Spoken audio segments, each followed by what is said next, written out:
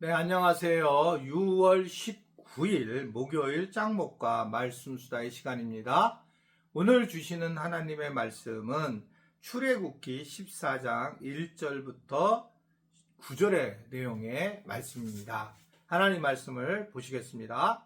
출애굽기 14장. 여호와께서 모세에게 말씀하여 이르시되 이스라엘 자손에게 명령하여 돌이켜 바다와 믹돌 사이에 비하이로다 곧 아할스본 맞은편 바닷가에 장막을 치게 하라. 아로가 이스라엘 자손에 대하여 말하기를 그들이 그 땅에서 멀리 떠나 광야에 갇힌 바 되었다 하리라. 내가 바로의 마음을 완악하게 한즉 바로가 그들의 뒤를 따르리니 내가 그와 그의 온 군대로 말미암아 영광을 얻어 애굽 사람들이 나를 여호와인 줄 알게 하리라 하시매 무리가 그대로 행하니라. 그 백성이 도망한 사실이 애굽 왕에게 알려지매 바로와 그의 신하들이 그 백성에 대하여 마음이 변하여 이르되 우리가 어찌 이같이 하여 이스라엘을 우리를 섬김에서 놓아 보내었는가 하고 바로가 곧 그의 병거를 갖추고 그의 백성을 데리고 갈새 선발된 병거 600대와 애굽의 모든 병거를 동원하니 지휘관들이 다 거느렸더라. 여호와께서 애굽 왕 바로의 마음을 완악하게 하셨으므로 그가 이스라엘 자손의 뒤를 따르니 이스라엘 자손이 담대히 나갔음이라. 애굽 사람들과 바로의 말들, 병거들과 그 마병과 그 군대가 그들의 뒤를 따라 바알스본 맞은편 비하이롯 곁 해변 그들이 장막 친 데에 미치니라. 네, 아주 이제 멋진 장면이 나옵니다. 이제 하나님이 이스라엘 백성들을 데리고 홍해가로 이제 이들을 인도하게 되죠.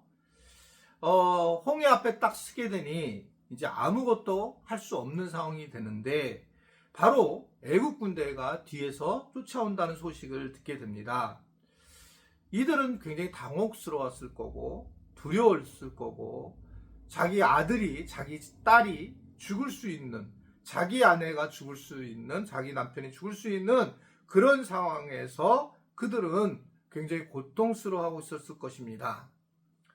그런데 오늘 말씀은 하나님이 인간을 뛰어넘는 계획을 가지고 있었다라고 하는 사실입니다. 우리가 이미 결론적으로 알고 있다시피 하나님은 이 애국 군대를 홍해 바다에 수장시키려고 하고 있고 이 수장시키는 모습을 이스라엘 백성들에게 보여주려고 하시는 그런 모습을 보이고 있는 겁니다. 그러면 이러한 참으로 알 수 없는 이 엄청난 일을 행하신 이유가 뭘까? 우리가 애굽 사람들을 중심으로 말씀을 보게 되면 도저히 이해가 안 되고요. 이것은 하나님 믿는 사람들 위해 기록된 말씀이기 때문에 그렇습니다.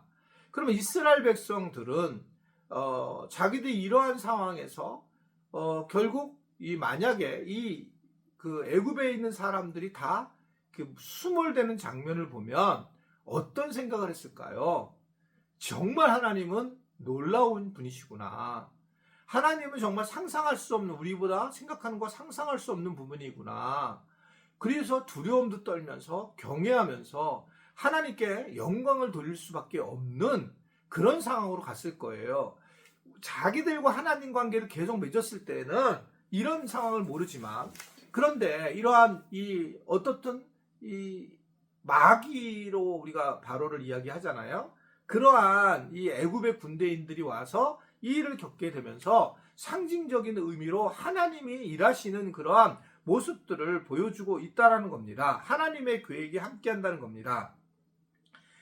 이게 왜 그런가? 왜 이렇게 되는가? 4절을 보면 내가 바로의 마음을 완악하게 한즉 바로가 그들의 뒤를 따르리니 내가 그와 그의 온 군대로 말미암아 영광을 얻어 애굽 사람들이 나를 여호와인 줄 알게 하리라 하시면 무리가 그대로 행하니라. 여기 나오잖아요, 그대로요. 하나님의 계획하심으로 이 일이 이루어졌다는 거예요. 사실은 바로가 마음을 갖고 있는 것도 그 하나님이 만지셨고 이 일은 하나님의 철저한 섭리, 경륜, 계획 그걸 통해서 이루어졌다는 거죠. 그러니까 이게 그냥 툭 한 게 아니라 굉장히 세밀하게 하나님을 드러내시려고 하나님이 누구신지 알리려고 이 일이 진행됐고 이것이 거기에 있는 애굽 사람들에게조차도 알리려고 했다는 거예요. 그러니까 이게 자기 애굽 사람들의 그 군인들의 가족들이 다 있을 거 아닙니까? 그들이 어떻게 죽었다는 사실을 들었을 거 아니에요. 그럼 하나님이 어떤 분이라는 것을 알게 됐다는 거예요. 그래서 하나님에 대해서 영광을 돌릴 겁니다. 왜냐하면 10가지 재앙을 경험했던 사람들이잖아요.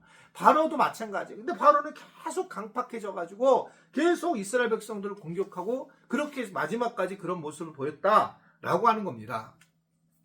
우리가 때로는 나 혼자 살아가면서 내가 알지 못하는 굉장히 어색하고 어려운 일을 경험할 때가 있는데, 이럴 때에 하나님의 온전한 계획을 믿는 것이 믿음을 가진 사람들의 모습이다라고 보여져요.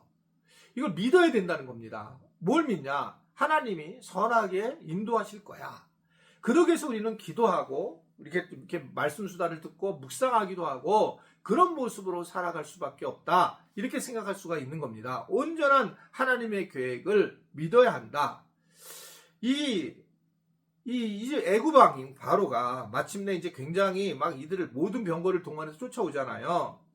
그러자 이제 결국 이 일에 이들이 이제 승리하겠다라고 하는 생각을 가지게 되는데, 그가 마음이 간사해서 그래서 또 이스라엘 백성들을 공격을 하려고 내려오게 됩니다. 근데 하나님은 이것을 일부러 그냥 놔두었다라고 그렇게 얘기를 하는 장면이 나와요. 8절을 보면 여호와께서 애굽 왕 바로의 마음을 완악하게 하셨으므로 그가 이스라엘 자손의 뒤를 따르니 이스라엘 자손이 담대히 나갔음이라 라고 그렇게 말씀하고 있어요. 진짜 이게 뭐냐, 이게 그러니까 하나님은 우리가 생각한 훨씬 강력한 계획 안에서 바로를 만지고 있었고 또 이스라엘을 보고 있었고 이 모든 것이 입체적으로 이렇게 바라보고 있다는 겁니다. 근데 우리는 다 단편적으로 바라보는 거예요. 1차원적으로 바라보니까 이해가 안 되는 건데, 넓게 바라보게 되고 멀리 바라보게 되면 하나님의 일하심이라는 것이 너무 놀랍게 이루어졌다라고 하는 것을 볼 수가 있습니다. 그래서 우리는 철저하게 본질 중심으로 가야지만 되는 거라고 하는 거예요. 이게 머리를 너무 써가지고 할 때에는 우리는 결국 하나님이 하시는 일을 방해할 수밖에 없는 그런 모습이라는 겁니다. 우리 스스로가 그냥 좌절하거나 이런 것이 아니라, 포기 이런 것이 아니라 하나님의 일하심에 대한 믿음을 갖는 것이 중요하다. 이게 이제 출애굽에서 우리에게 계속 주는 말씀이에요. 애굽 왕 바로까지도 하나님이 만지시고 그들에게 완악하게 여전히 해가지고 그를 움직이게 돼가지고 결국 이들을 죽게 하면서 하나님의 영광이 드러나는 것이 애굽에서도 드러나고 이스라엘 백성들에도 드러나더라 라고 하는 이 엄청난 일들을 오늘 우리가 보고 있는 것입니다. 아무쪼록 내 삶에서도 되게 이해가 안 될 때가 많이 있을 때, 그때에도 하나님이 하실 거야.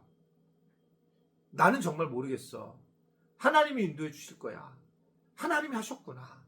이러한 고백이 일어나기를 바라고, 그래서 내가 하나님 일을 하고 하나님이 내 일을 하시는 그런 우리가 놀라운 하나님과 함께하는 그런 하나가 되는 임마누엘의 삶을 살아갈 수 있게 되기를 주님의 이름으로 부탁을 드립니다. 기도하겠습니다. 하나님, 우리가 6월을 이제 중간을 보내면서 계속 말씀 수다를 통해서 또 출애굽의 이야기를 알게 하시고 하나님의 전능하심과 하나님의 영광을 우리가 바라볼 수 있게 돼서 감사합니다.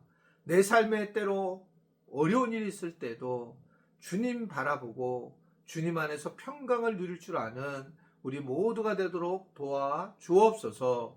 예수님의 이름으로 기도드리옵나이다. 아멘.